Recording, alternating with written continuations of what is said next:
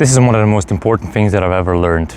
And if you want to see your life anew, if you want to see yourself as a completely new human being, like if you want to figure out what unconscious forces are plaguing you, so to speak, behind the scenes, this is what you have to do. This is so unbelievably life-changing, my people.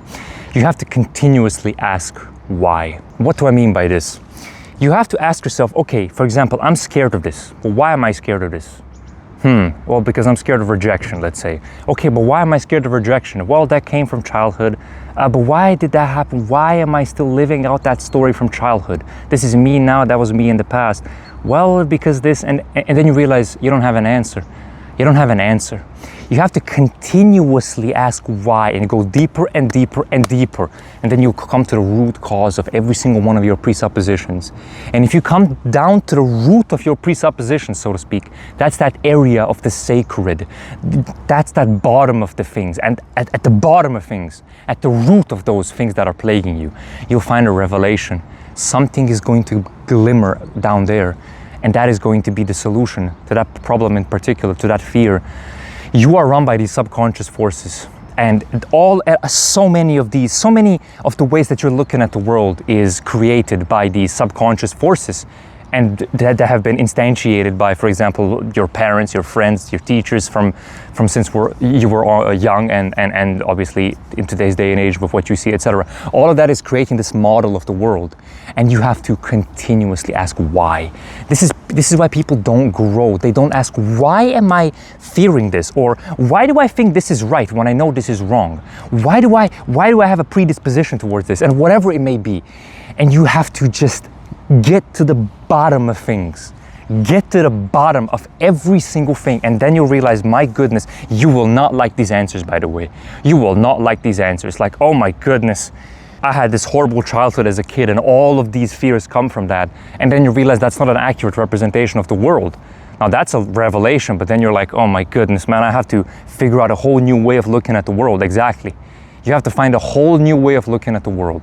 Those presuppositions are deep within you. They're so deep within you that you have to spend months and years, and maybe even, who knows, maybe even your whole life trying to get them out, right? You think that this is negative. You think that ambition is bad, for example, because in your family, or money is bad. Money is the root of all evil, right? And you continuously, right, subconsciously you avoid money. You have to continuously say to yourself, no, money is necessary. Unless it's used for evil purposes, money is good. Money is just an amplifier, etc., etc. And you have to plant those beliefs all the time.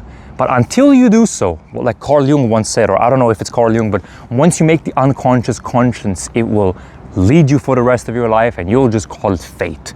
You'll call it fate because you do not know what is going on there. And there are so many erroneous presuppositions in there, so many false assumptions and presumptions over there.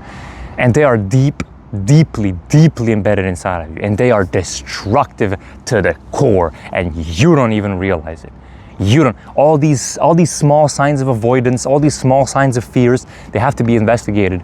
They have to be investigated. And I'm not talking about rational fears like, hey, a bear is chasing me, I have to run because I feel fearful. Obviously that's rational, but in this day and age, in this at least safe day and age, especially where I'm living and where most of y'all are also living, our fears are so irrational because they're certainly not connected to reality. It's like, what will happen if I do this? And oh my God, people are going to judge me. First of all, nobody even cares about you. Second of all, even if they do judge you, well, what the hell is going to occur then? You're just going to live your life and they're going to keep living their life. It's like, my goodness. And then the deeper you go, you'll realize how preposterous these presuppositions are. But it's scary. It's scary to imagine that there are these strings behind the scenes that they are controlling you all the time. Your mind is controlling you somewhat. It is very scary to delve into the human mind. It's very scary. But if you ask why and you go deeper and deeper and deeper and deeper, you'll find a revelation. You'll find a revelation, and it's going to be liberating, but it's not going to be easy. And you have to continuously force yourself to go to the other direction. And this is the most difficult thing. Figuring out what's causing you those fears and insecurities, etc., is one thing.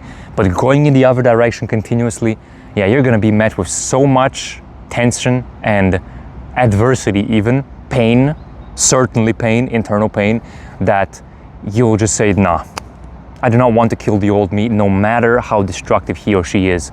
But that's a fallacious mindset, my people, because you have to eradicate all of those. It's poison.